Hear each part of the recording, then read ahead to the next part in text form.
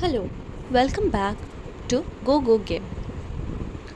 Today we will study the summary of The Yellow Wallpaper by Charlotte Perkins Gilman. Charlotte Perkins Gilman's classic short story, The Yellow Wallpaper, tells the story of a young woman's gradual descent into psychosis. The Yellow Wallpaper is often cited as an early feminist work that predates a woman's right to vote in the United States. The author was involved in first wave feminism, and her other works questioned the origins of the subjugation of women, particularly in marriage. So, the main characters in the story are the narrator, John, and Ginny. The narrator of the story is a young, upper middle class woman. She is imaginative and a natural writer, though she is discouraged from exploring this part of herself.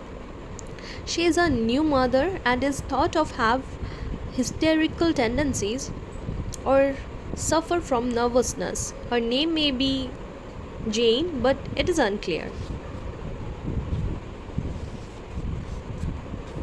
Next character, John. John is the narrator's husband and her physician. He restricts her activity, and as a part of her treatment, John is extremely practical and belittles the narrator's imagination and feelings. He seems to care about her well being but believes he knows what is best for her and doesn't allow her input. Jenny. Jenny is John's sister who works as a housekeeper for the couple. Jenny seems concerned for the narrator, as indicated by her offer to sleep in the yellow wallpaper room with her. Jenny seems content with her domestic role. Now, let's see the summary. The Yellow Wallpaper is a widely read work that asks difficult questions about the role of women, particularly regarding their mental health and right to autonomy and self identity. We will go over the Yellow Wallpaper summary, themes, and symbols, the Yellow Wallpaper analysis, and some important information about the author. The Yellow Wallpaper details an deterioration of woman's mental health while she is on a rest cure on a rented summer country estate with her family. Her obsession with the yellow wallpaper in her bedroom marks her descent into psychosis from her depression throughout the story.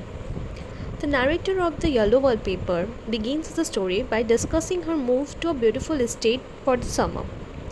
Her husband John is also her doctor, and the move is meant in part to help the narrator overcome her illness, which she explains as nervous depression or nervousness following the birth of their baby. John's sister Jenny also lives with them and works as their housekeeper. Though her husband believes she will get better with rest and by not worrying about anything, the narrator has an active imagination and likes to write. He discourages her wonder about the house and dismisses her interest. She mentions her baby more than once, though there is a nurse that cares for the baby, and the narrator herself is too nervous to provide care. The narrator and her husband move into a large room that has ugly yellow wallpaper that the narrator criticizes. She asks her husband if they can change rooms and move downstairs, and he rejects her. The more she stays in the room, the more the narrator's fascination with the hideous wallpaper grows. After hosting family for July 4th, the narrator expresses feeling even worse and more exhausted. She struggles to do daily activities and her mental state is deteriorating. John encourages her to rest more, and the narrator hides her writing from him because he disapproves. In the time between July 4th and their departure, the narrator is seemingly driven insane by the yellow wallpaper. She sleeps all day and stays up all night to stare at it.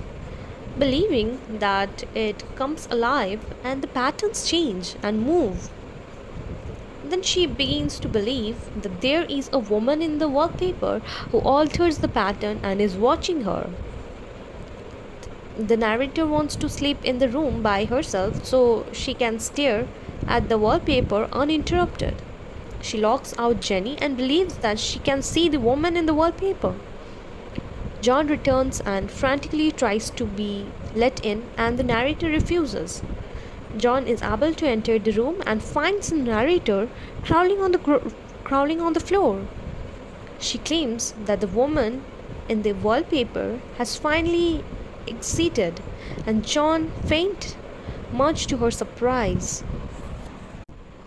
So, the main theme of the story is that women were expected to be subordinate to their husbands and completely obedient, as well as take on strictly domestic roles inside the home. Upper middle class women, like the narrator, may go for long periods of time without even leaving the home.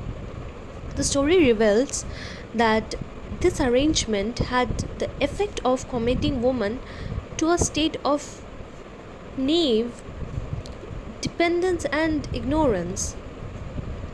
John assumes he has right to determine what's best for his wife, and this authority is never questioned.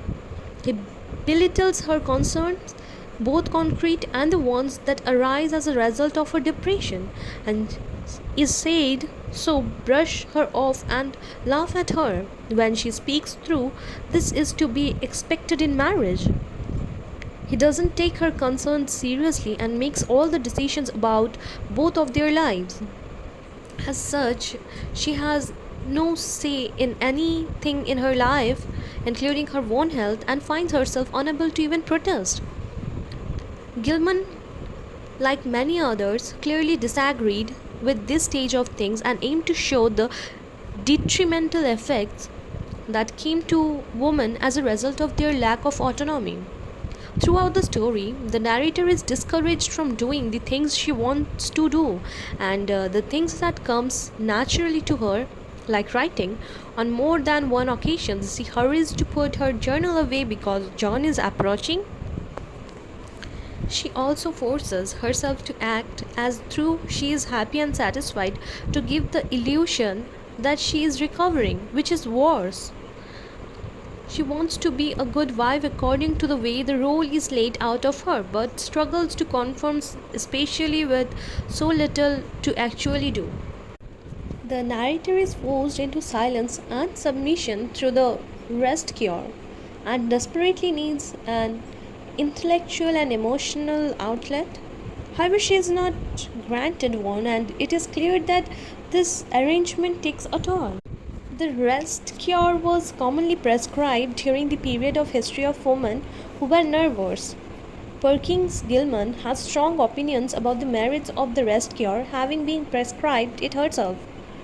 John insistence on the narrator getting air constantly, and his insistence that she do nothing than require mental or physical stimulation is clearly detrimental. The narrator also discouraged from doing activities whether they are domestic, like cleaning or caring for her baby, in addition to things like reading, writing, and exploring the grounds of the house. She is stifled and confined, both physical and mental, which only adds to her condition. Perkins Gilman damns the rest cure of this story by showing the detrimental effects on women and posing that women need mental and physical stimulation to be healthy and need to be free to make their own decisions over health and their lives.